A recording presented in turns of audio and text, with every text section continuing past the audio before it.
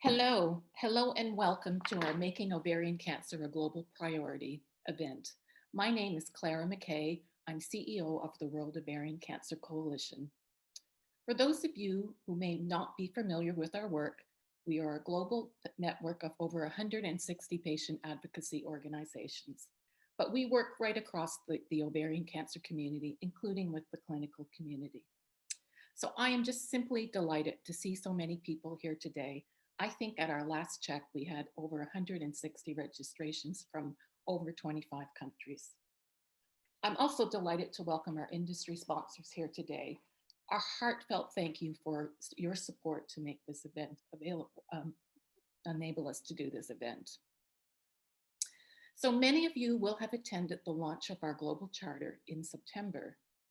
Today's summit is the first in a series of events that we're going to do throughout the year that will delve more deeply into the issues raised in each of the 6 global charter goals highlighted here before you. Today, we're also launching our global atlas. The atlas pulls together a comprehensive overview of ovarian cancer data, including mortality, incidence, and survival. And Frances will share more insights from the atlas when she does her presentation. So our format for today includes a presentation on the atlas, a moderated panel discussion, and then time for the panelists to respond to questions. We're asking you if you could share your questions or comments in the chat section, which is on the right-hand side of your screen. We'll be monitoring that closely, and we'll do our best to make sure that all of your questions are addressed. Please don't be shy. We're really keen to have a robust and interesting discussion. And also, if we don't get to your question, we'll do our best to reflect the issues raised in our report that we do following the event. So we have a couple of other housekeeping points to make. Firstly, the meeting platform will be live until Monday. That means that you can stay on after the meeting or log in anytime over the weekend and network with global colleagues. There's a really excellent tutorial video in the lobby explaining how to do that. Please take advantage of it. It's a great opportunity. Also, at the end of the meeting, we're very keen to have a group photo. So we'll ask everyone to turn their video on. Until then, we'll keep everyone on mute and off video. So with that, it is my delight to hand over to introduce our chair for today's session, Claudia Hammond. Claudia is a well-known and respected BBC journalist on World Service and BBC Radio 4. She's also an author and a television presenter. So Claudia, thank you so much for working with us today. We're delighted to have you. And with that, I'll hand over to you. Thank you. You're very welcome, and thank you so much for inviting me to chair this event today. It is sure to be fascinating. So I present Health Check and The Evidence, which are both radio programmes on global health, which are broadcast on the BBC World Service. And over the past decade or so, I've been able to watch as different health issues have come to the fore. And at the moment, of course, we are talking a lot about the pandemic, but one of the topics that we have covered again and again over the years is cancer and the rising incidence, in particular in low and middle income countries. And I can remember visiting Ghana to make a programme maybe 12 years ago now, and where I was talking to women with cancer about their treatments or sometimes their lack of treatments. And ovarian cancer has not had the same attention as cervical cancer and some other types of cancer, and I'm sure that's something we will talk about today. As Clara said, this is the first in a series of events. And we have an amazing panel today. You can see some of them there. Do give us a wave. And we're very lucky because we've got trailblazing clinicians who have experience of working everywhere from Zambia to India and Russia to the US. And we also have those who've had ovarian cancer and work in outreach, as well as representatives from the main organizations working on this crucial disease. And what I'm going to do is introduce each of them in turn as I talk to them, rather than bombard you with lots and lots of titles now, because everyone does such interesting things. And thank you so much to all of the panel for giving up your time today. So what's going to happen is I'm going to be talking to each of them for a little while in turn, and that is interspersed with a couple of short presentations. And then I'll be having a panel discussion with all of them. And also, as Clara said, taking your questions. So do be thinking what you'd like to ask and putting those in the chat on the right-hand side of the screen. The aim is to finish in 1.5 hours time. And I know that we also have a huge amount of expertise and experience in the audience. And so the aim for today is for all of us to gain a wider perspective on the situation. Now, to give us an overview and the latest predictions on what might happen where with ovarian cancer in the future, I'd like to introduce the Programme Director for the World Ovarian Cancer Coalition, Frances Reed, who's going to give us a presentation on the World Ovarian Cancer Coalition Atlas, which is published today. Frances. Thank you very much, Claudia. Just get my slides up. So, this presentation explores what is happening now and why that might be, and it looks at what is predicted to happen in the future by 2040 and beyond. It is a bit of a whistle-stop tour, so I do hope you will take time to follow up with the full-length document, which is at the bottom of your screen if you're in the portal or on our website. I hope you'll find the Atlas and this presentation of interest for the wide range of information that it covers.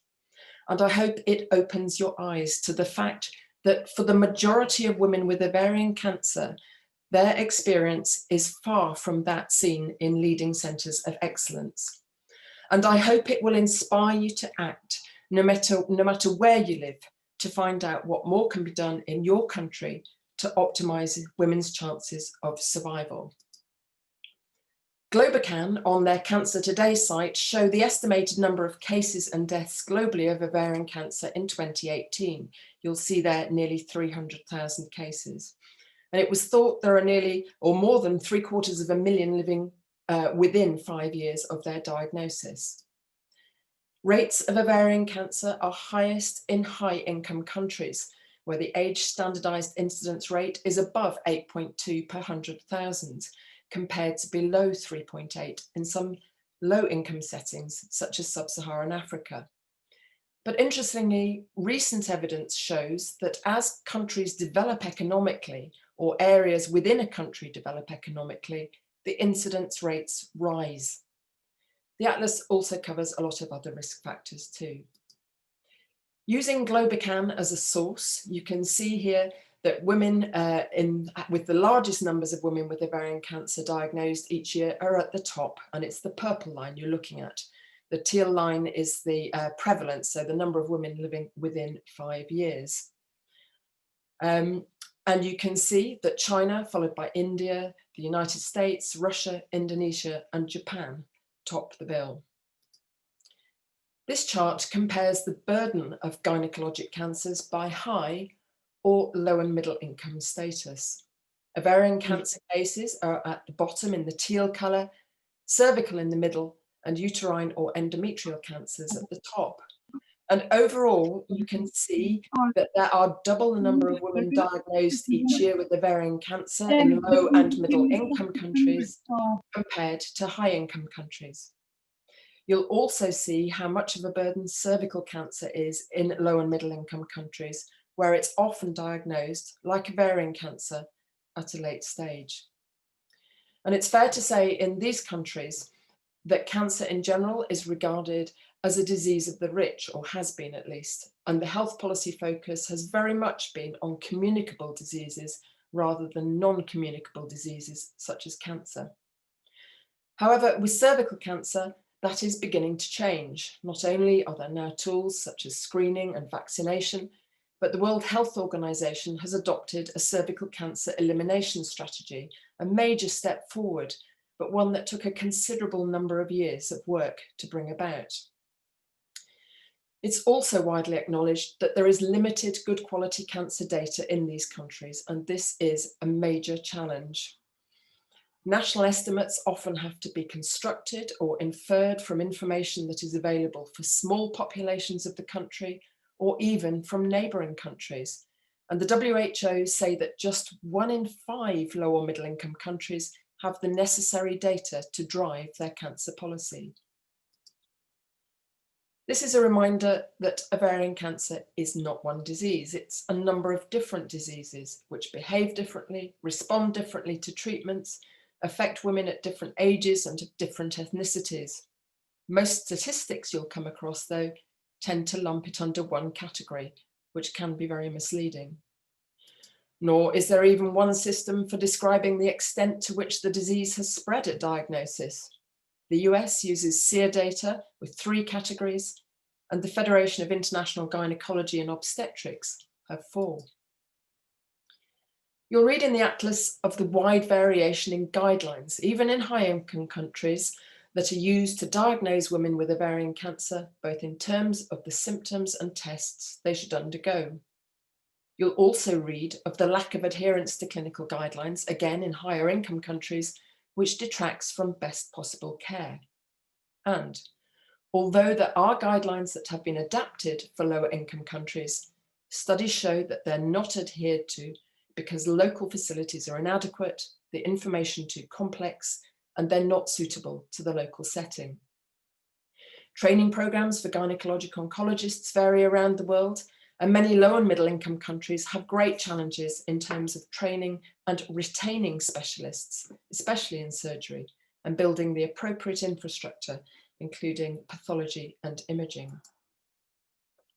In terms of access to treatments, given what I've just said, access to specialist surgery is hugely variable. In terms of drug treatments, the headlines in recent years have been about access to new PARP inhibitors, which require genetic testing, or treatments such as bevacizumab. Some countries have been quicker than others to grant access. Some have had issues accessing genetic testing, which has slowed down progress. But did you expect me to flag up access to the drugs that have been the mainstay of ovarian cancer treatment for well over 30 years, carboplatin and paclitaxel? If I say that recent progress in some countries, such as Nigeria, has been getting access to the quality brands of these drugs at a price that is comparable to lower quality generics, would you be shocked? These drugs are included in the WHO list of essential medicines, which is an important document. NEU's study, I've made this chart from his work, showed, however, that access was sometimes difficult in the countries that they studied in Asia and Asia Pacific. And more importantly, it shows you here who pays for treatments, with those in low-income countries often left to pay themselves on top of already unaffordable costs associated with long-distance travel, accommodation, subsistence, all to get specialist help.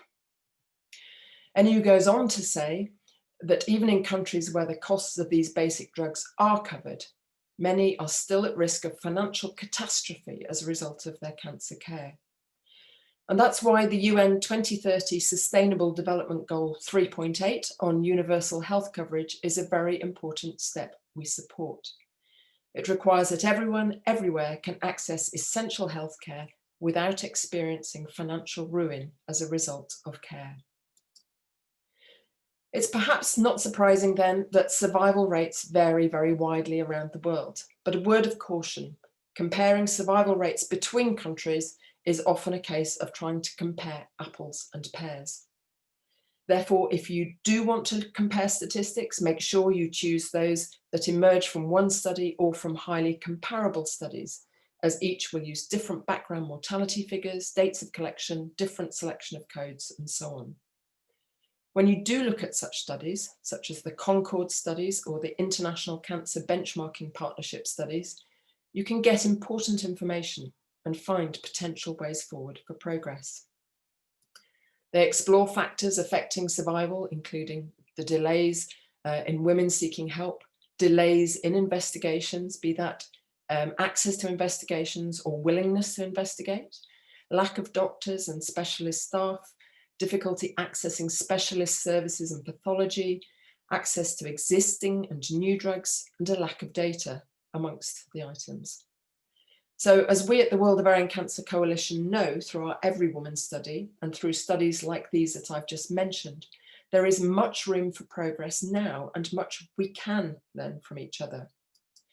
This is so important, and it's why we developed the Global Ovarian Cancer Charter mentioned at the start of this session. Hopefully, if you've not already signed up as a supporter, you will want to find out more by scanning that QR code, or after this event, you can go to the link on the event portal. I hope it will be of interest to you to sign up, especially when I tell you of what is to come.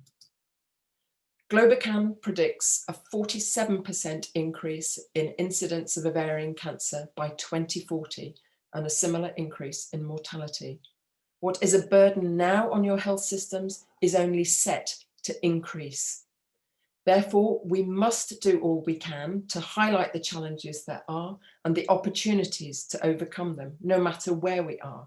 We need to make ovarian cancer a priority at a local, a national, an international and a global level. Remember, I told you at the start of this presentation that the majority of women with ovarian cancer live in low and middle income countries with the least resource. Well, their burden of ovarian cancer will increase by even greater amounts, as this chart shows. There is the very real possibility that already wide gap between high and lower income countries will continue to widen at a very fast pace unless we act. So as we move forward, if you haven't already, please do sign up to the Global Ovarian Cancer Charter. Now is the time to do so. Use the QR code there, or after the discussion, click on the link. We are and we will be more powerful together. Thank you. Thank you so much, Frances. Well, for some reflections on what they've heard there, I'd like to introduce Isabel Suyo-Mataram, who is Deputy Head of Cancer Surveillance at the International Agency on Cancer Research, and also Julie Terode, who is Special Projects Director at the Union for International Cancer Control. I'd like to ask each of you what really stands out for you from the atlas. Isabel, first, is there anything that particularly concerns you? So hello everyone, and nice to see everyone joining here. I think the most important, at least and for my side, what struck me from the presentation is the differences. Differences mean inequality. It means also a gap.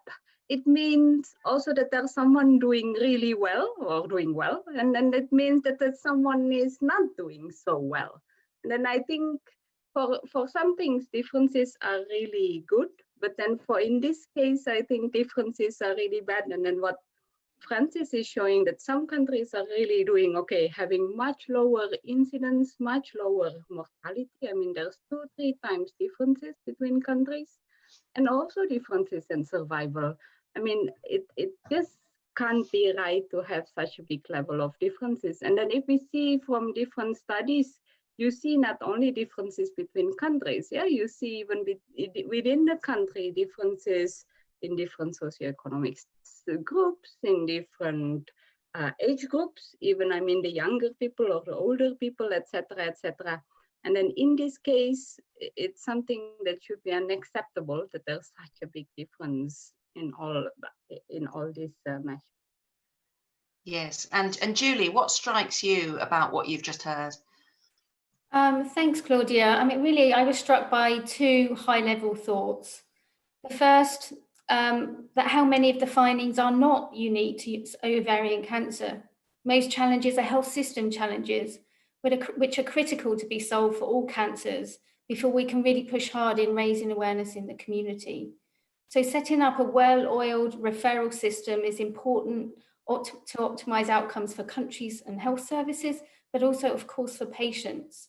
This means an informed primary care for identifying women at risk and with symptoms, and referring to a centre where diagnosis can be confirmed and treatment and palliative care initiated in a timely manner. We know there's a lot of work to be done here, and particularly to support low and middle income countries in this regard. So I'd just like to highlight one area that could help this. In 2017, the Cancer Resolution, this really embraced the ambition of improving health systems. It was adopted by all countries. This means that your government has recognised this need. So it's a fantastic hook for you in raising the issues in the charter with policymakers and reminding them of the obligations they made in that resolution. Since then, many countries have upgraded national cancer plans, and this should be your route to securing the commitments that we're talking about here.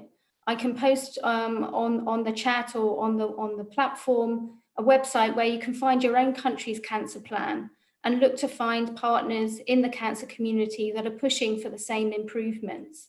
And I'd be more than happy to introduce ovarian cancer advocates to partners in their own country to reinforce these national efforts. So that's my first impression, Claudia.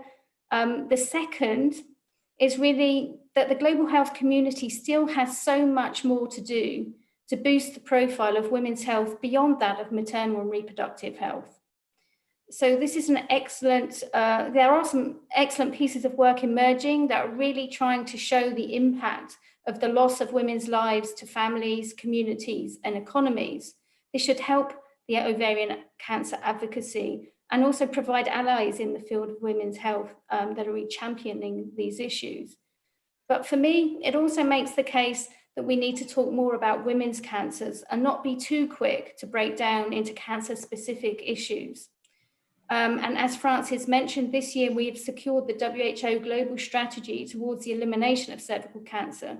This is a huge step forward on the global stage, representing a first ever commitment to eliminating a cancer within the next generation.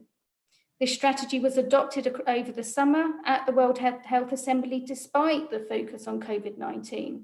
And there will be actually a formal launch next month on November the 17th. Again, I can post information to that, and I think it will be a great opportunity for advocates to join others talking about driving the enabling environment, empowering women and communities, improving integration of services. And of course, this strategy also focuses on that key on health systems strengthening. It's very much embedded in the 2030 targets of that strategy. So those are sort of two key points that I'd like to share at this stage. So I think it's interesting that you're saying there, maybe look at it alongside other cancers as well. Isabel, is it harder to get ovarian cancer taken as seriously as cervical cancer? Do you need to shine a light on ovarian cancer separately in order to have it taken more seriously? That's a difficult question. I think it's always important to work together with different groups, with different advocates and so on, because only then you become stronger. I think it's difficult to advocate for your cancer type and so on. And then I think we can learn a lot from all the different, we're not only talking about cancer types, we're talking about different communities, stakeholders, clinicians, advocates, patients, organization, etc. So separating them into each one little group, I don't think is ever a good thing. I think we're only strong if we're working all together towards one common goal. Well, thank you for the moment to Isabella, and to Julia. I will be coming back to you again later on. The landscape is changing, and some of it is for the better. Some exciting progress is being made. So we've asked Georgia Sintra, who is a gynae oncologist in Brazil and an IGCS mentor in Mozambique, to speak briefly on the advances that have been made in testing and in treatment in the past decade. Thanks, Georgia. Thank you, Claudia. It's such a pleasure to be here and talking about this important issue. So my task is to talk about the treatment improvements of the last 10 years. It's not going for it. Let me see. Let me just go through here. So we know the majority of patients will be diagnosed at advanced stages. And even though this patient receives the first line of treatment, which includes surgery and chemotherapy, 70% of these patients will eventually recur. And these recurrences will turn shorter and shorter until she finally doesn't respond to any treatment and eventually leads to her death. So after treating so many patients with this repeatedly story, we have asked ourselves, can we prevent this terrible disease, or can we at least do a screening that we could diagnose the cancer at earlier stages? And if 70% of our patients are relapsing, probably what we are doing, what we are offering to these patients are not really working, and we need to think about better solutions. So what have we learned so far is that surgery is actually one of the major impact in the treatment of these patients. And we learned so much about surgery from the last 10 years. The goal of the surgery in these patients have changed over the last years. In the beginning, we were happy if we left a very small amount of disease up to 1 centimeter. But then future research showed to us that if we leave absolutely no residual disease in the surgery, we improve the chances of these patients to get cured. And of course, to do this, to remove all the sites of disease, sometimes you have to be aggressive. You have to do really aggressive surgery. And not only the patients were concerned about the aggressiveness of this surgery, but also we physicians were kept questioning ourselves, are this aggressiveness worth it? Are we improving those patients' chances of cure?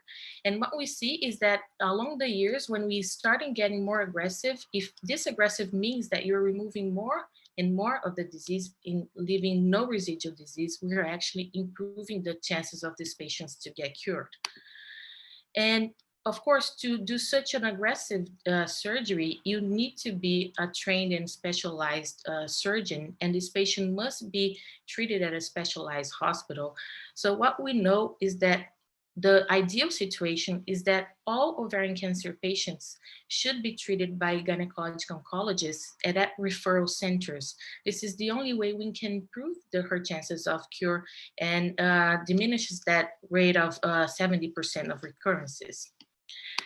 The other amazing improvement that we had is the genetic testing. So when we found out that there are some genes that when mutated lead these women to the development of ovarian cancer, we started testing these women, and we now know that 1/5 of the ovarian cancer patients are actually mutated, have these genetic mutations.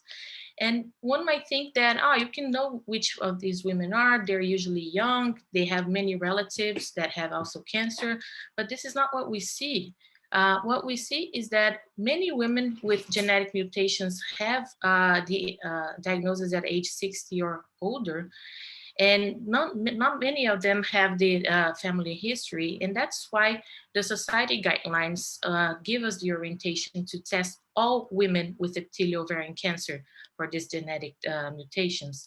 And the reason for this is that it actually is the only way of doing an effective prevention of this disease. So we have tried many things to prevent this disease. We have tried transvaginal ultrasound. We have tried to do blood serum markers, but none of this reduced the mortality for ovarian cancer. But when we test a woman with ovarian cancer and she has the genetic mutation, and you test her relatives, you have the chance to do a prophylactic surgery and remove the ovarian tubes before this patient develops the cancer.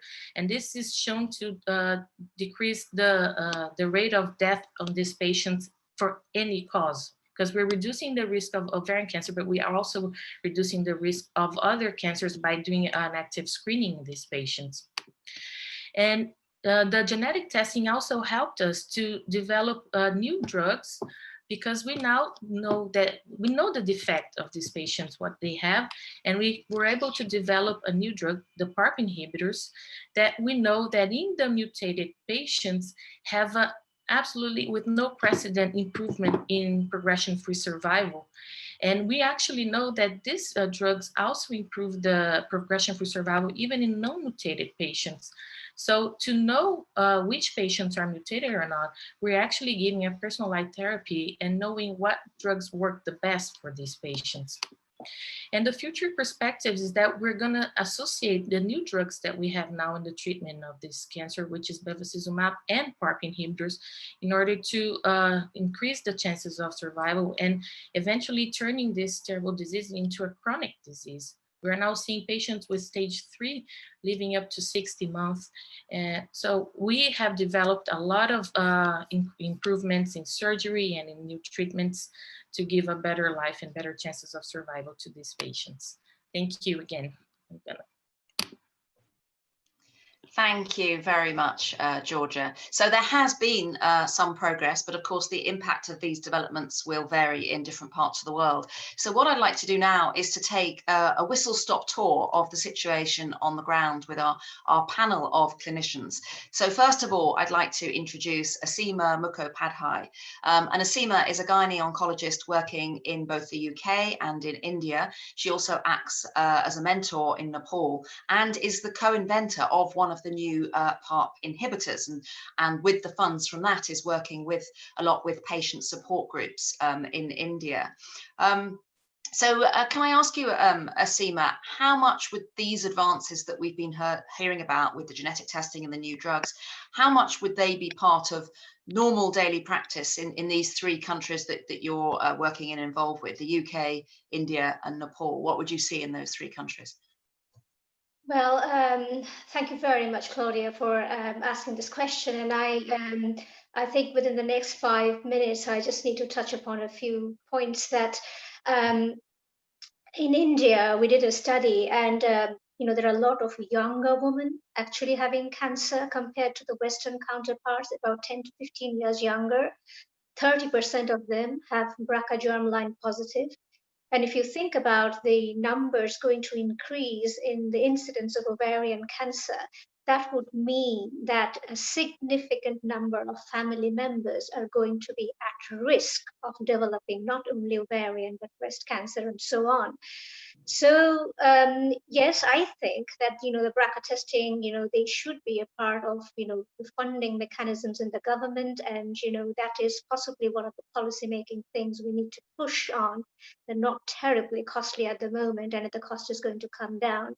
But more important is to institute a proper genetic counseling service, which we don't have, and therefore looking into possibly low-cost other alternatives, like a program that we are starting called nurse-led genetic counseling for awareness, using the existing healthcare systems, both in India and perhaps in Nepal.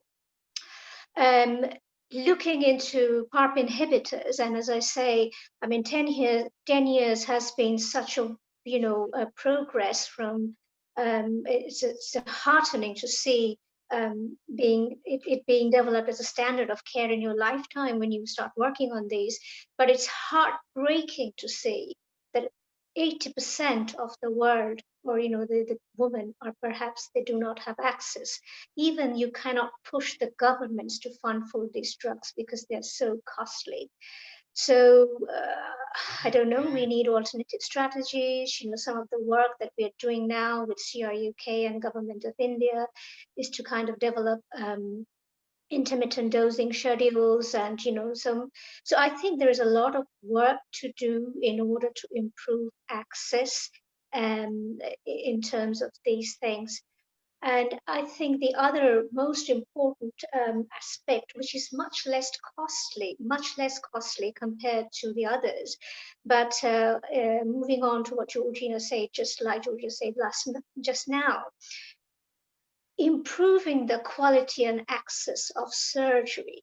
And I always say one of the things which I faced in India and in Nepal all the time, when you start developing the program, the critical barrier which as a surgeon we face is people asking, how long is it going to take, this operation?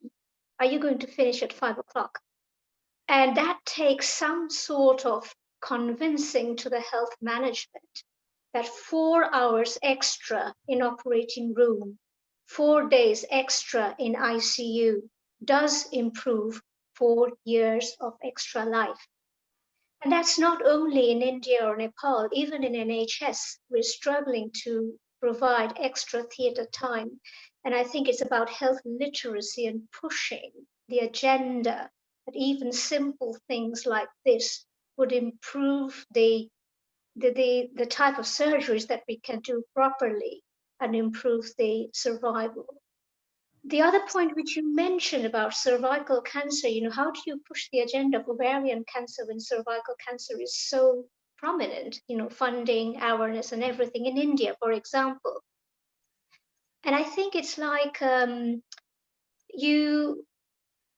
if we do an economic study, treating one ovarian cancer costs 7 times more than treating one cervical cancer, and you multiply with the increased incidence.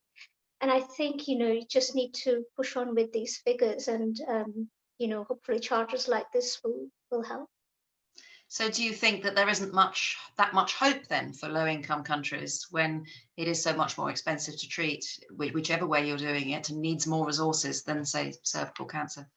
No, I don't think there is not hope. I suppose, as I say, that as simple measure as improving the surgery and things which are quite available, skilled surgeons, training is available. It's about just it's about making the authorities understand it's like a transplant service needs to be in a specialist center where people can have access, like you have specialist centers for fistulas, even in Addis Ababa or Dhaka, right?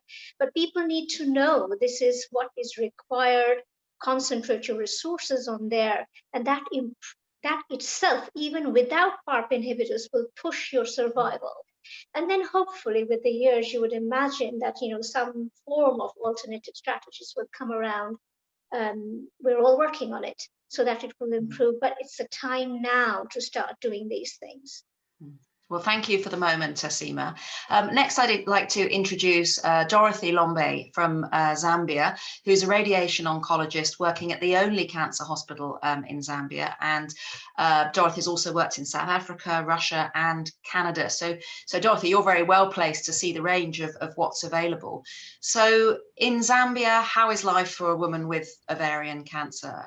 What treatment can she get? Would she have to pay? What's the situation?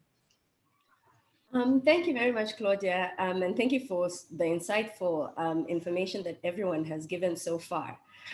For a woman in Zambia with ovarian cancer, unfortunately, they don't have access to a lot of treatment options. So we can say, yes, the surgeons are there, they're getting trained, but even if you have to do such aggressive surgery, do you have the ICU space or the capacity to actually sustain this woman for the extra 4 days that previous speakers have spoken of? So ovarian cancer patients typically present very late, and access to chemotherapy is very poor. It's poor not because the women have to buy the drugs themselves, but the supply is erratic through the government institutions where cancer care is free. So definitely there's a disparity for ovarian cancer patients in Zambia. So do you think that new treatments or things like genetic testing, will those ever filter through? Or is it a question of, for the moment, somehow working out how to make the resources you do have somehow go further or change things? Yeah, thank you for that question. And I'm going to be very bold in answering the way I'm going to answer. Somebody, I think, Francis put up the WHO Essentials list of medicine earlier. When we are solving problems for low and middle income countries, it can't happen in silos. So if you then say that something falls on the essential list of medication because it will improve a woman's life, then you must make sure that the testing that goes with it is spread equally globally. Otherwise, if you're going to say, oh yeah, Zambia can get access to cheaper PARP inhibitors, but they don't really have the technology to develop the lab support that they need, then the disparities will always happen.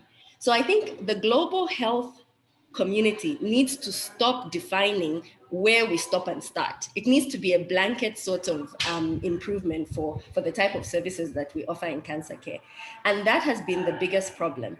Right now, multidisciplinary care amongst clinicians has really improved, but technology-wise, we're not doing so well as a global community because we tend to agree that low and middle income countries can have this technology, but they can't advance in something else.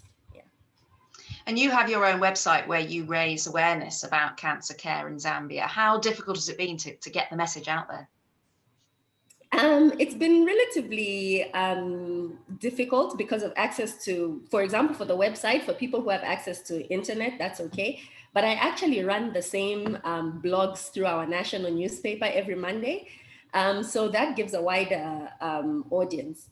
The other way that we're able to spread technology is that almost everybody has a cell phone. So it may not be a smartphone, but you actually, they have access to SMSs and things like that, which you can then use and harness. So you have to be very creative in spreading the message. Yeah.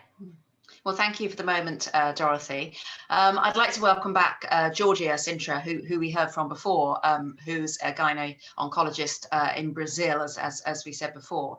So in Brazil, how much are you able to make the most of the new developments that you've been telling us about? Well, just like in the other countries that are still in development, we have a lot of difficulties. We have different healthcare patterns. We have the public health system and we have the private health system.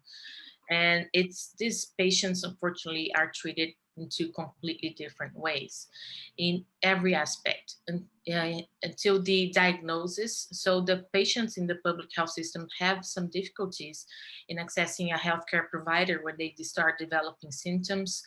They have difficulties in getting the diagnosis. So until they are really referred to a specialist, it takes a long time. This patient is with ascites and bloating and have been doing paracentesis. And just like everyone else said, one of the major difficulties we have is the places to do such an aggressive surgery and so many times of theater time and ICU and post-operative care. This is not available everywhere. And just like you mentioned, still here, cervical cancer has the largest burden of the women's cancer, gynecological cancer. So sometimes ovarian cancer is not that, is a little bit underestimated because it's not so prevalent as other cancers. And of course, these new drugs and new technologies and the genetic testing, they all cost money. It's not covered by the public health system, and most of the patients don't have the money to the access to these treatments. So it's very unequal treatment for these patients, and we have a lot of difficulties. So is there a reluctance on the part of surgeons and anaesthetists to do the surgery that might be needed? Or is it more that the resources aren't there, the theatres aren't available for long enough for them to do them, or the ICU beds aren't there? It's both things. So everyone that treats cancer know that we need a multidisciplinary team, and sometimes it's only the surgeon that has the eager and energy to do this, and the rest of the team is not really involved. Sometimes people don't believe that such an aggressive surgery will actually improve survival. They think we're doing too much. They think it's an advanced cancer. They think these patients shouldn't be treated in such an aggressive way. It's such an advanced stage disease. But we know that if we do this radical surgery, we're improving survival to 4 or 5 years. So it's these patients, we cannot give up on them. We have to have the whole team really in an effort to treat these patients, and they need this effort because it's a big surgery and she needs a lot of care. And if patients can't get any more treatment for whatever reason, or it's decided that they just need palliative care now, how good is the palliative care? What can women get? Another very hard part of this patient's treatment. So we don't have many addiction to opioid, but for some reason, the doctors here in Latin America, we feel they don't like to prescribe this pain medicine for these patients. Some patients just live and cope with pain because they think, oh, I have an advanced disease. It's okay. It's normal to feel this way. And this should not be the way. We have so many new drugs, so many treatment availability to improve these patients' symptoms. And these patients are not getting it because they think it's normal to feel in this way when you have an advanced disease. These patients are not getting access to palliative care as well. You're right. Well, thank you very much for the moment, Georgia. So we've heard the experience of clinicians there in various different countries, but what is it like for patients? I want to introduce Dicey Scroggins, who is patient advocate and director of global outreach and engagement at the International Gynecologic Cancer Society in the USA. So Dicey, as a survivor of ovarian cancer a long time ago, what do you make of the stories we've been hearing today about women's experiences elsewhere? I think, unfortunately, some experiences have not changed sufficiently. When I was diagnosed 24 years ago, ovarian cancer was still being called the silent killer. It was not silent then, it is not silent now. I think for some women in various parts of the world, and I think we need to be clear, it's not just low income and low and middle income countries, it's low resource areas and populations, even within high resource countries and high income countries. And I think we should be really clear about that. I live in the US. I was treated in the US. I lived near a low resource hospital. Had I been taken there, I would not have gotten some of I wouldn't have gotten Taxol, for instance. So I think that we just need to be clear about our language sometimes in terms of what we're talking about. Some things have changed and many things have not. And I think particularly for the least well-served and the most marginalized populations, things are not looking good at all. Yeah, so there are still disparities within countries as well as between countries, which is really important. And you've worked as an advocate for many years. So you clearly believe this does have a role to play in making a difference. How does that work? What sort of difference are you able to make with advocacy? Why is it so important? I think advocacy is huge. I think advocacy, because it's a high touch kind of enterprise, that we feel things for each other, we do things together, we like to come together, that sometimes people think that it's not particularly tangible, that it's something that's sort of touchy-feely. And I'm a really touchy-feely person, not in this environment, but generally I like to hug. The company is called Pinky Hugs, but advocacy is real. It has tremendous effect on research, on support, on education, on all kinds of things that without advocacy, there are women who would be lost. One of the things that was important to me and is important, I think, to many women is a sense of not being alone. Advocacy puts us all in this fight together. It requires training, it requires resources. It is not, as some people think, something that just sort of, you just flow from it. It requires a lot. It requires training. It requires dedication to this. And it's not for everyone, but advocacy is a tangible thing. It makes a difference. And you now work for IGCS. What are they learning from you and what have you learned from them? I think we're learning a lot from each other. IGCS has been an extremely supportive environment for the work that I've done for 22 years, sort of on my own or through small companies that I worked with.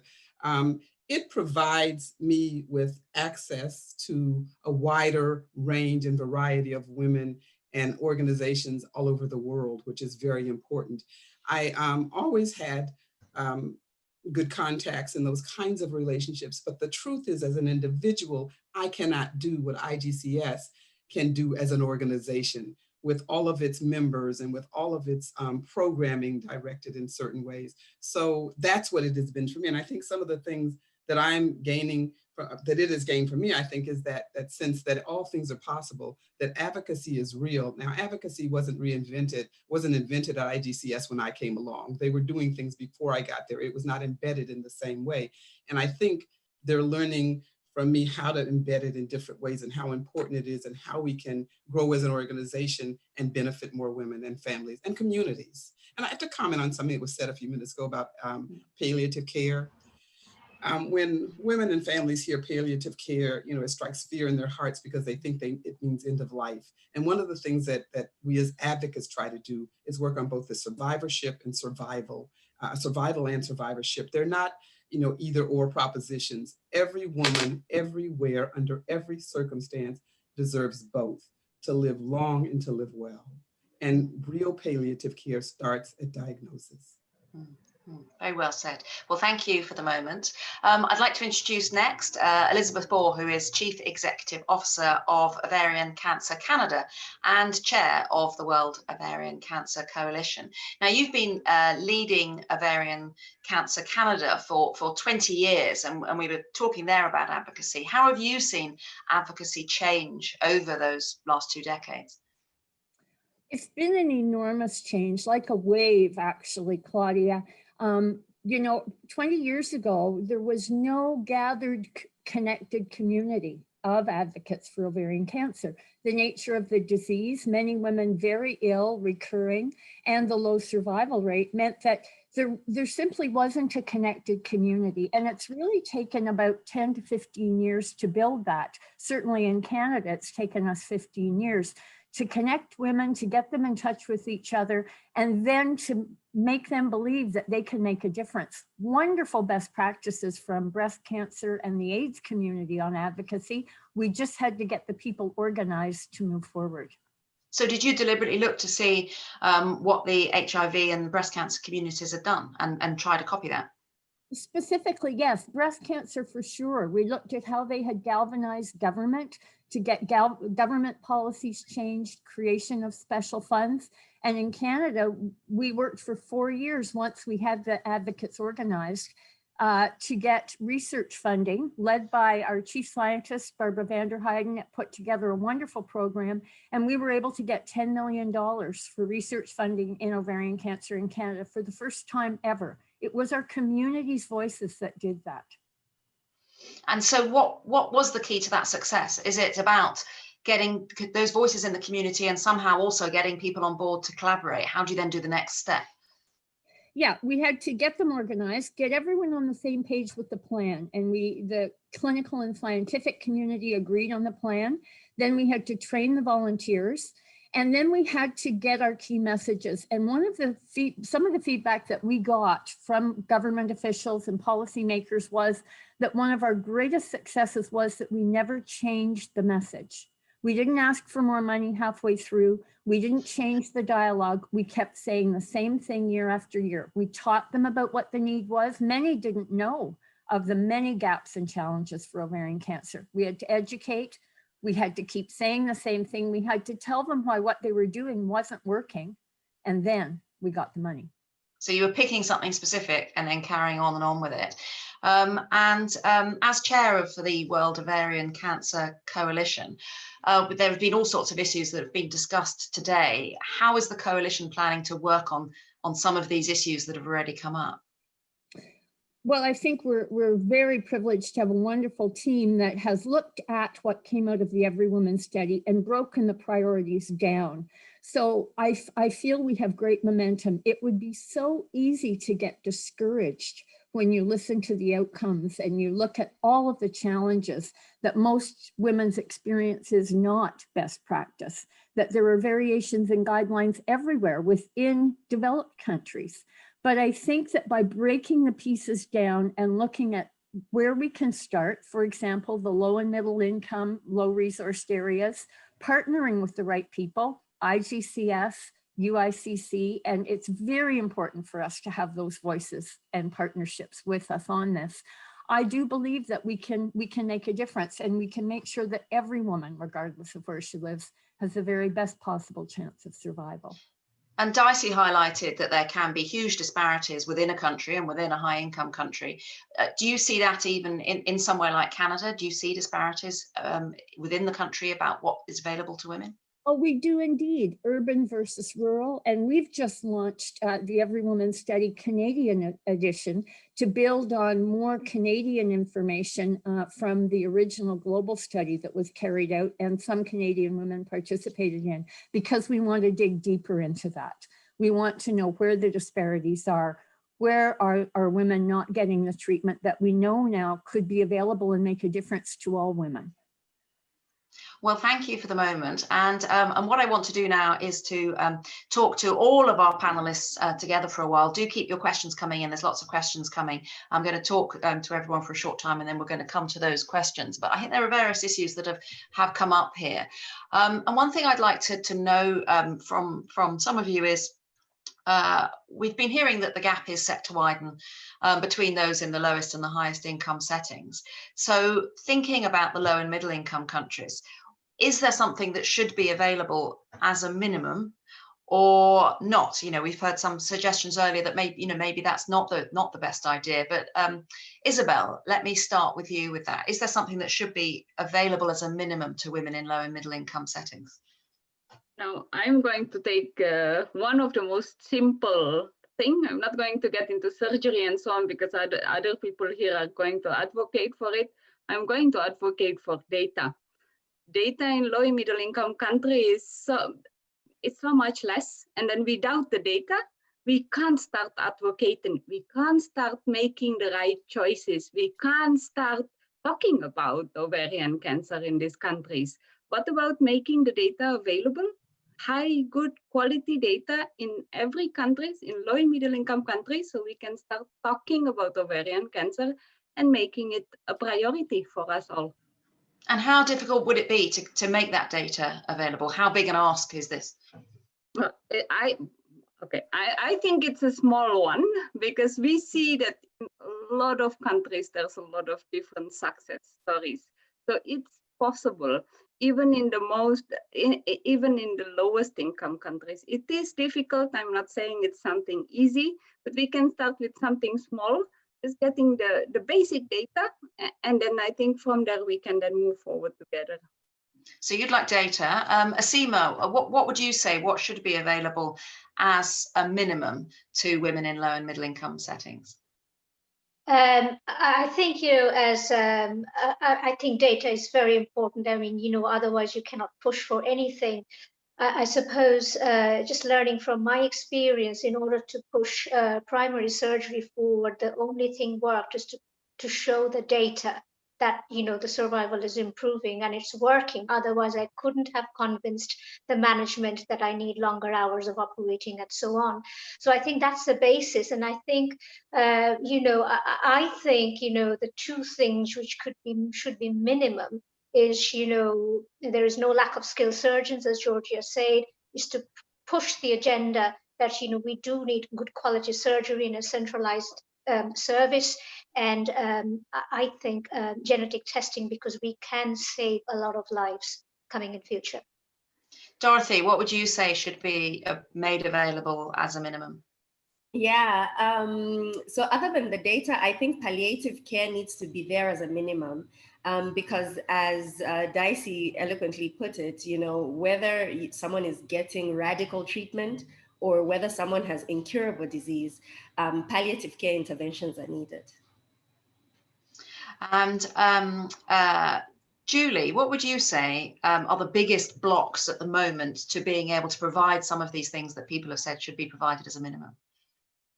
Well, I think we have made some inroads in changing the global prejudice, I would say, towards cancer. You have to remember that the decision makers of today probably did their training in communicable diseases and are therefore not so well informed about what doing good cancer control actually means. So please don't be disheartened when you're not necessarily immediately getting reception from your policymaker counterparts, because it does take some time. We've tried over the last few years to really focus a lot more on surgery and radiotherapy, because we feel at the global level there's just too much discourse on medicines alone and not the complete package that and let's not forget actual diagnostics first and confirming what the cancer is. And all of that package needs to be put together. Whether it's a small, medium, and large package depends on the ability of you to be able to pay that. So in lower income countries, of course, that commitment will be smaller, but we want it to make sense. We want it to have connectivity of care and complete care for a set number of cancer types. So whilst you might not be able to afford the high-end medicines, you should be getting those basic medicines. And it was great to see that data on carboplatin and paclitaxel, because they are in the model essential medicines list that WHO has had for several years now. So what are the barriers to even those simple treatments being available to women that are so critical to improve survival, as many speakers have said? So I think we're pushing on the issue of surgery in many areas of cancer, critical for cervical cancer as well. We're pushing on radiotherapy, and we're pushing on a sensible package of interventions that can be sustained. It's no point putting something in for a couple of years because the president thought it was important, and then 5 years later that stops. This has got to be something that's set up for the longer term. So starting small and building over time is what we're recommending to policymakers. But it takes time, and improving their knowledge about what that means in the case of ovarian cancer is a key role for advocates to play. they do need to understand the critical nature of surgery, even if it does take several more hours. It is impactful, and we need to get that information out there. Over. I wonder what we can learn from other countries. Dicey, I wonder whether there are mistakes that high-income countries have made that low and middle-income countries, as they develop, as their services develop and change, could learn from and avoid making.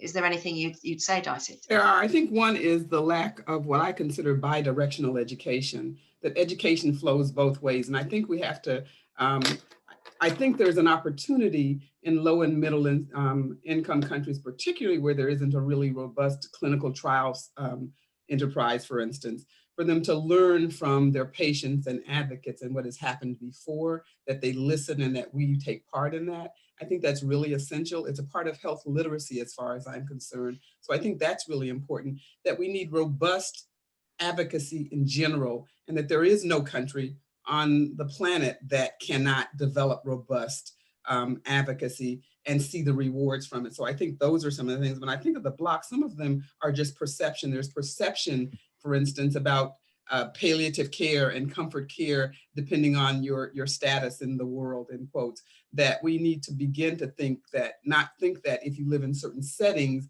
that you can only expect, hopefully, to survive, but not to thrive through it. So I think there are lots of those kinds of things that we learn from advocates, and that we need to take best practices, things that we see work in one environment, and see how it can be adapted to another.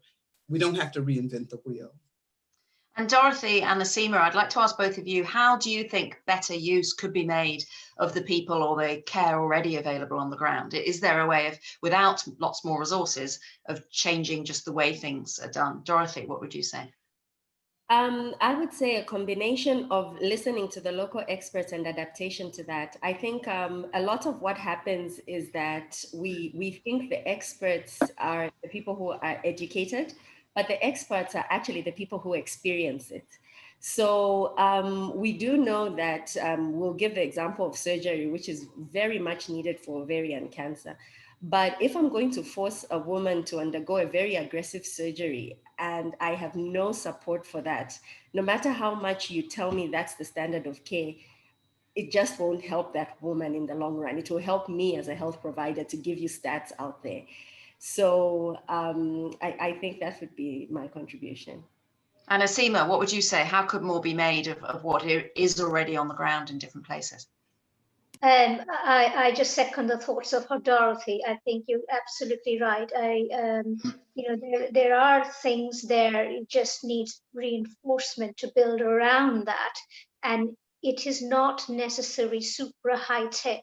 I always tell my surgical colleagues or the management, if you can do a Whipple's operation for 7 hours for a pancreatic cancer, which gives a survival of 2 years, you should be doing ovarian cancer, which will give you far longer survival with the same resources. You can do it. It's just about raising the voice that needs to be done. And I think that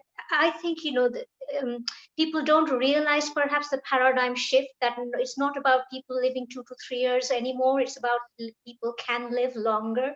So it's about the shift in momentum from palliative thought process to a curative process, and that's possibly one of the biggest thought blocks which need to be circumvented, I think.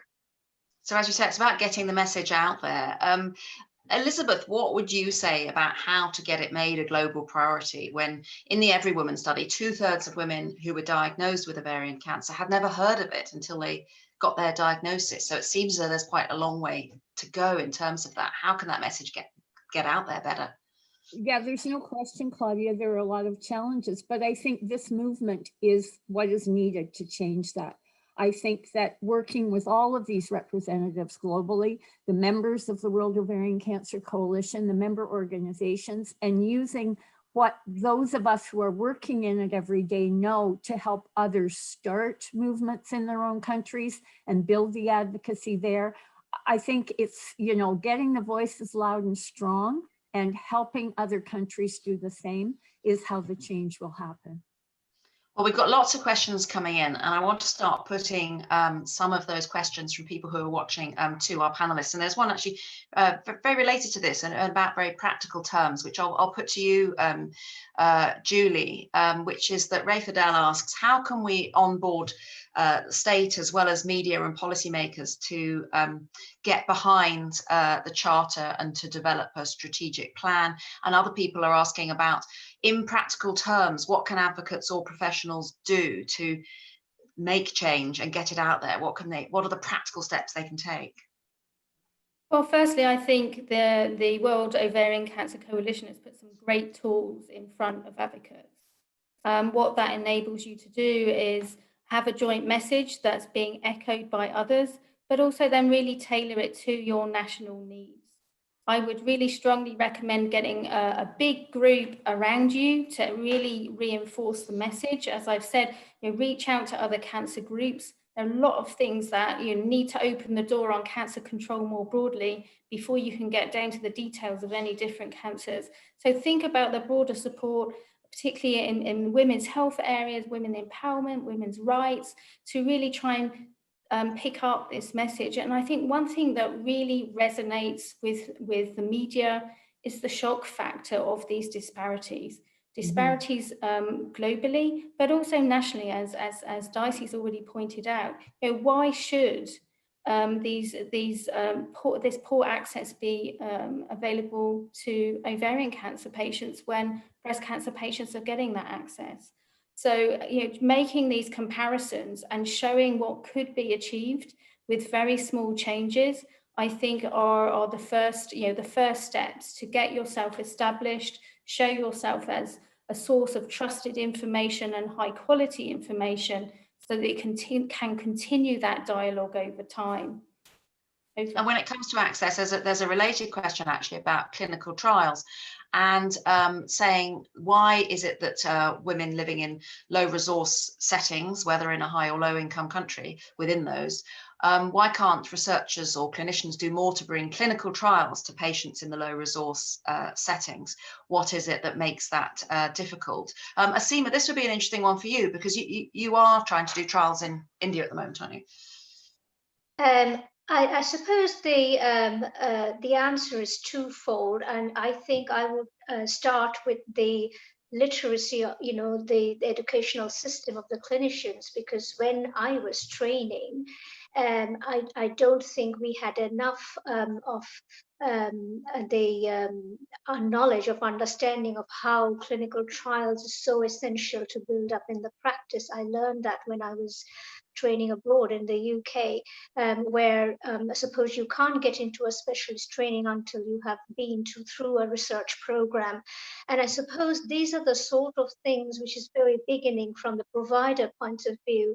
And I think once that comes in, then of course there is research funding. Still in India, for example, majority of the funding is from the government. And as other people have said, when people have communicable disease and non-communicable disease to fight, and then within the cancer, then you have breast cancer and cervical cancer, then it's very difficult to withdraw, get funding to have trials and stuff. But having said so, I mean, I think important is participation in trial improves the quality of everything. So even if it is a very, very simple study, for example, when I started, the first thing is to push into every ovarian cancer patient into the trial, and also to get the anesthetists on board to give longer anesthesia times. I just designed a very simple study on fluid therapy in ovarian cancer, and 5 anesthetists, got on board. The data capture improved. So this is, at least something can be done, even if it's not very high-tech things, but it's important that it started and then gradually people get involved and interested. I think that's really interesting, the idea you can get something simple set up yourself. And we've got related questions about how to get more trials happening in different countries in Africa.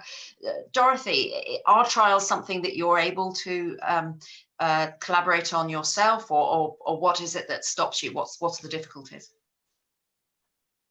That's a very good question, Claudia. Thank you very much. What stops us is the quality control that clinical trials actually need. you need a lot of infrastructure and logistics in place, hence funding. And to actually have clinical trials, you need to actually get that funding in. So one of the things is that you're trying to test 2 treatments, for example, and you have to make sure that these participants won't go through this process of participating in a clinical trial, and then you find that the validity or the quality of what you achieve at the end is not what you wanted. Then you're wasting the patient's time and everything and resources and so on. So I think the first step would be to the quality control. Remember, earlier on in our discussion, we spoke about sustainability. That's a problem that Africa, or I think most low and middle income countries have. The president makes a proclamation, we implement it, but we don't sustain it. So the quality control and M&E measures are very, very important. Once we get that, then clinical trials will be very easy for us to implement in Africa.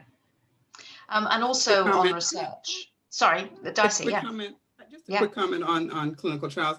I think we ought to look at clinical trials all over the world in every setting as a human rights, social justice issue. It's unconscionable to think that we will have clinical trials in one part of the world and totally exclude a population that might later be an end user and they not be included at all. We wouldn't find that acceptable if that were happening simply in high income settings. So I think that in high income settings and other settings where clinical trials are robust, we have to support it in other parts of the world. And I really mean this as a social justice, human rights issue. Well, that's related actually to a question we've had where somebody says there are still, there have been great advances, but some of the rarer forms of ovarian cancer have not been as well researched. How do we ensure that we don't just run with the recent successes and leave those women with the rarer types further behind, getting less research and attention and less resource? I wonder who would like to comment on that. Georgia, what about the rarer forms of ovarian cancer?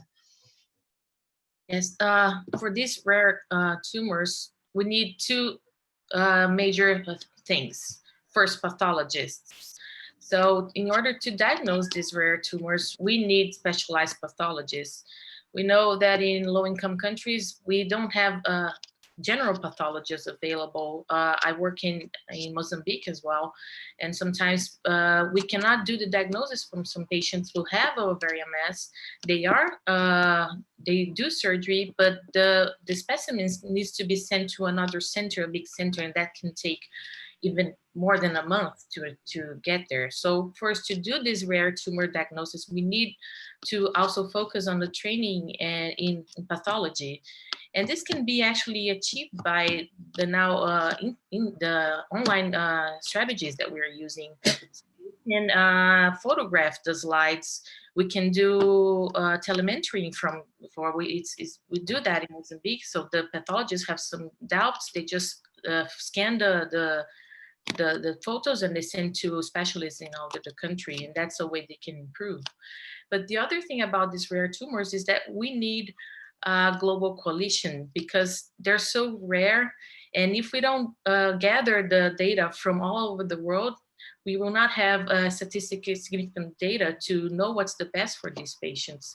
So this kind of movement, this kind of event that brings together clinicians from all over the world is one of the best ways to manage these patients, because we can gather the data, what's really improving for these patients. And you're right, we should not do the same treatment for all ovarian cancer. They're very different, and we need to do specialized treatment for target treatment, personalized treatment for each patient. Isabel, I wonder if you have anything to add. Yes, yeah. I was just talking, and then I'm going to second Georgia for that, for the World Coalition. Again, we're talking now in the World Coalition for Ovarian Cancer, but I'm at the moment studying. We have a study on survival among ovarian cancer patients, and then we have national data in our database from big country, high quality data. But even then, for some of the rarest cancer of ovarian cancer subtypes, we are having problems to kind of get good estimates on the survival, on the characteristics of the patients, on the treatment that they received. And at the end, what we're doing, if we don't have enough data, we're going to say, we're not going to present it because there's not enough data, and maybe people are not going to put enough confidence in what we are presenting. So World Coalition then in making this, putting together then the data that's available so then we can bring it out there and bring awareness that there are differences there. It's not one single disease that we always present the largest or the majority of ovarian cancer is really, really important. And we have some more questions about, oh, sorry, Elizabeth, did you want to come in there? I was just going to add that one of the things we've done with Ovarian Cancer Canada to build capacity for research of those rarer cancers is since 2002 or 3, we've funded 4 research banks, tissue banks across the country. And we provide funding for infrastructure, staff to actually do the pathology and store the tissue. And those tissues are now being used in literally hundreds of studies across Canada and around the globe. The tissue is available to any researcher. And that has given the, the basic tools that you need to start a study in some of those rarer cancers. And we have some questions, and more questions about advocacy, actually. A couple that are related. Miho from Japan says, a good point here, being a patient advocate takes energy. So how can we support patient advocates who are likely to be unwell anyway to advocate for themselves as well as others? And Runcie asks, how can the Cancer Coalition support patients around the world to tackle these issues and to become advocates themselves? Elizabeth, what would you say? How can the coalition support the advocates themselves? Because that's a very good point, that if you're ill, then it's even harder to have the energy to advocate. Well, I think so. And I think it's being reasonable. And if you don't bite off more than you can chew, pick something small, pick enough people that there's always someone who can step in if someone is ill. It's not uncommon for people to have to cancel at the last minute because of illness.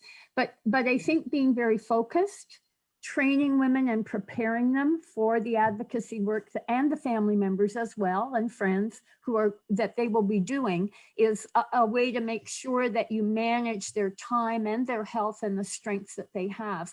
We find many women will take that extra last bit of energy they have because they believe they're going to make the world better for someone else. And it's so moving to work with that courage.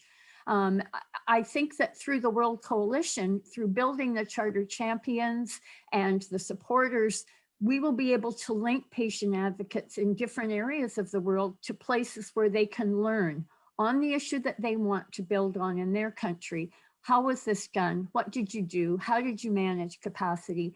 And ideally, we will be able to help them see the breakthroughs that some of us have seen, although to the point earlier, Francis's presentation, none of us are doing it perfectly well. And there are questions as well about palliative care. What can be done for women who have no active treatment now for their ovarian cancer, but do not have adequate palliative treatments? What can be done to reduce the stigma in some countries about the use of pain relieving drugs and in particular opioids? Georgia, you mentioned this earlier. What can be done for those women who aren't getting adequate palliative care?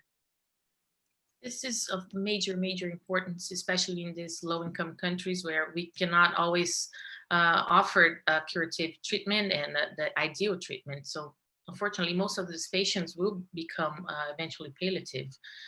And I think we need to educate the doctors. Unfortunately, at least here in medical school, doctors are not trained to deal with end-of-life situations and how to relieve the symptoms of these patients.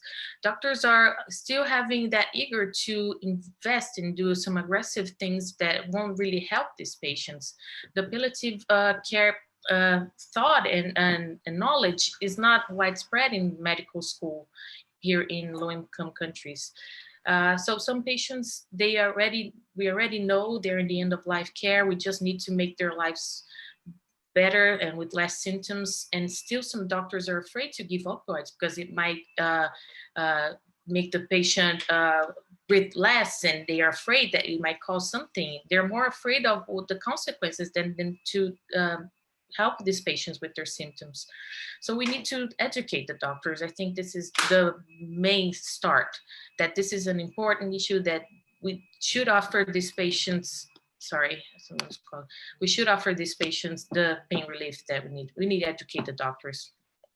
And Claudia, could I add to that? Sorry. Yeah. Yeah. This Go is ahead, Julie. Julie. For advocates, there are some great partners out there to work with you on palliative care issues. Globally, we are really working hard on access to opioid analgesics at the highest level. The Commission on Narcotics Drugs meets in Vienna every year, and every year advocates are there to make sure we get this balance between regulation of opioids, but also they access for medicinal purposes. And we've had good progress, but that percolating that down to real access every day nationally is still hard. But there are partners out there that can give you tools. But I think this is an area where a patient advocate can make such an impression. We have one, sorry, is somebody trying to join in there? Who was that? No. We have one full question from the someone in the audience here, an interesting one actually, that we've been discussing a lot, treatments and what to do once people have been diagnosed, but what about addressing the causes and trying to prevent ovarian cancer instead, and a discussion about whether the impact of a so-called Western lifestyle on rising rates should be addressed. And should, instead of looking at the clinical side, should there be more of a focus on what individuals can do to themselves to try to remain healthy in the first place? Who would like to comment on that? It's an interesting perspective. As Asima, what would you say? I'm quite not sure whether it's really the Western lifestyle, because I personally think that the awareness of ovarian cancer was so low. And the other thing which I kind of have an impression about is generally ovarian cancer is a disease of people at an age group up to 60, generally in an older group. And I think there is a bit of a social exclusion when you are in that I call it mother-in-law category. Then it's very difficult when you are not I wouldn't say important, but when you are a mother or you've got small children and all, people are more tend to bring them to the hospital rather than when people are more spiritually inclined to live their lives. So really, I don't know whether it is the lifestyle which is related to this and the incidences, what we see, and the preferences, the treatment that we see is real, or it is something. Yes, there are some nulliparity, this and that, which, but I think looking at, the sheer 30% of BRCA in some of the populations that I have studied, I just don't think it's really something like endometrial cancer. That's my impression. But the other important thing I wanted to stress upon, and I forgot about it, is there is a lot of half treatment being done in the community, because people don't have that knowledge, in the general gynecology and other community, and that is quite disastrous, because at that point of time, people having half surgery done and then having to come to the center by the time they're financially drained. So I think this is one very important question. Like, people have a heart problem, people will not try and do a surgery in a rural or even a primary healthcare center, but they will straight away send it to the center for excellence. But whereas in terms of ovarian lumps or whatever, people try to do surgery locally and then send across. So that is one of the big problems that I think needs to be addressed. Well, I want to end by asking each of you on the panel, but also all of you watching, 2 questions. So if you're watching, do submit your thoughts on these 2 questions on the chat, because they will inform the work that is taking place and be included. And if you're writing those, if you can tell us which country you're from and what role you play, maybe as a patient or an advocate or a clinician, that will all be very interesting. So the 2 questions are, what are your 2 takeaways personally today? So what are the 2 things that you might do about this today or take away from this? And what do you believe the priorities should be for the global ovarian cancer movement? So it's those 2 questions. What are your 2 takeaways personally today? And what do you believe the priorities should be for the global ovarian cancer movement? Dicey, let me start with you. What are your 2 takeaways personally, and what should the priorities be? Sure.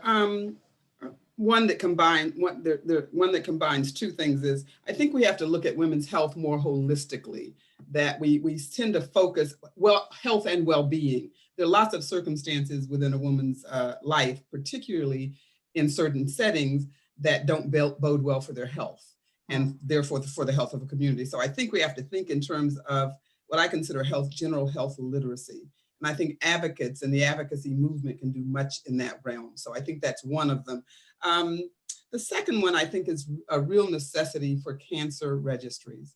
And again, I think advocates could be certainly helpful in that realm, but I think we need to have cancer registries, reliable, sustainable cancer registries everywhere. And that's doable. Mm-hmm. Mm-hmm. Isabel, you're smiling there. You'd like that. Yeah. Well, what are your two takeaways personally today, and what should the priorities be? I wanted to say the cancer registry, the data, and so on, but someone else mentioned it at first. So, what I'll say, I think today what it shows me, it's been a really amazing experience because there's so many people interested in this, and interest means willing to do something about it, at least, and spending your time in listening to a lot of different opinions and learning from it. So that's already the first important step. And then I think the second part is, if I have then to draw something out of the whole discussion, it's not, I think every one of us can do something. I mean, we always kind of think of, as an advocate, there's so many routes and things that I have to do, but actually maybe starting with ourselves, thinking, okay, let's make this a priority and what I can do about it, learning then from the other ones and then bringing that experience in is then would be my, don't think of it's like a big mountain in front of you, but like a little step at a time until then you reach the top of the mountain at some point. And Elizabeth, what have you taken away personally today, and what should the priorities be? What's really striking to me is the capacity, the commitment, and the variety of expertise that's willing to come together to make a difference here. So that really reassures me that we can achieve what we hope to. And I'm going to quote Julie because I wrote down what she said. I think the coalition should continue to drive the enabling environment, to build advocacy, to help places with difficulty in health literacy. And those are the things that as a patient community-based organization, we can push forward on. And Dorothy, what's your personal takeaway today, and what should the priorities be? I think education. I think we need to invest more learning about the different aspects of the spectrum of the ovarian cancer problem, so to say. And my takeaway as a person who comes from a low and middle income country where cervical cancer is a problem now, it wakes me up to say, well, very soon, HIV is already under control pretty much. The elimination strategy is already underway. So ovarian cancer will become a problem, and we better have the solutions before that happens. Yeah. Mm-hmm. And Georgia, what are your takeaways, and what should the priority be? I learned so much today, and I think this is, people already summarized. We have so much energy and effort in trying to help these women, but I think when we gather like we did today, we can focus on what should be done, and it clears our mind to know exactly the next steps are. So I think what I learned is that I need to gather more with other clinicians that take care of these patients, so we can come up with better ideas in how to improve this patient's life. And of course, to educate doctors and patients. So we know that patients sometimes develop early symptoms, but they are not heard, or they think it's nothing. And if we tell them that if it's persistent, they should go for help. This is, I think, one of the things that might help these patients. So to educate health professionals, but patients and all women of the world. It was very good. Thank you very much for this. Well, thank you for speaking. And Julie, what would you say? What are your personal takeaways, and what priorities should we have? I think it was great. The energy on this conversation was great, and the different stakeholders that are showing how much we already know about the gaps and challenges to really addressing ovarian cancer. So I really encourage you to try and bring all of those stakeholders together to create your own national advocacy plan. And what can I do? Well, I can help with connections. I've mentioned the palliative care networks globally that work, the research networks, people talking about surgery. I think bringing the power of all of these networks behind your work will really give it that good early start and momentum, and not starting from scratch on some of these areas. So where I can help in connecting, I'd be more than happy to do so. Thank you for that. And Asima, what's your personal takeaway and what should the priorities be? I think it's a wake-up call. So, I think it's great to have so many people together from different backgrounds talking about the same thing. I suppose we have seen the power of, if everybody is concentrated, focused on doing something, you could get a corona vaccine in a few months, discovered. So this is like having everybody concentrating on, some goals. And I'm sure with that concerted effort, things might be improved. That's a very good point to end on. So thank you so much to all of you and those of you in the audience for your participation today. And please be putting in your answers to those two questions. And I want to wish everyone on the panel and in the audience the very best of luck in tackling ovarian cancer. And I really hope that we start to see survival rates for ovarian cancer improve all over the world. And if we do, I shall remember this and all the inspirational things that we heard today. Now, I'm going to hand you back to the Chief Executive, Clara McKay. But before I do, we would love to get a group shot of everyone in the audience, as well as on the panel. So we wonder if just for a moment, everyone could turn their cameras on, and then a screenshot can be taken. And then we'd have everybody, which would be nice. Clara, since I can't see the main screen as well, is it working? Is everybody, is it the moment for the photograph? Yes, it is the moment for the photograph. Do smile, everybody. And thank you to the panelists. This is really the scope of your expertise and the commitment and engagement that you've demonstrated. It builds such hope for the future, for the coalition and for women all over the world with ovarian cancer. Indeed. So we're deeply grateful to all of you. And thank you to everyone who attended. It's been, I've learned so much, and I just think the quality of the contribution and discussion as the session has gone on has been outstanding. We will be pulling it all together in a report, and hopefully we can kind of capture the energy as well as the sort of depth of the content. And thank you to our sponsors again. We really, really value your support, and really thank you for enabling us to sort of run these sessions throughout the year. If you enjoyed today as much as I have, I would definitely encourage you to put our next event in your diary, which is on data improvement, which will be happening on November 18th at 1 p.m. UTC time. We're sort of putting the finishing touches on that program, so we'll be sharing details probably in the next week or so. But until then, everyone, thank you again. Enjoy the rest of your day, and hope to see you all soon.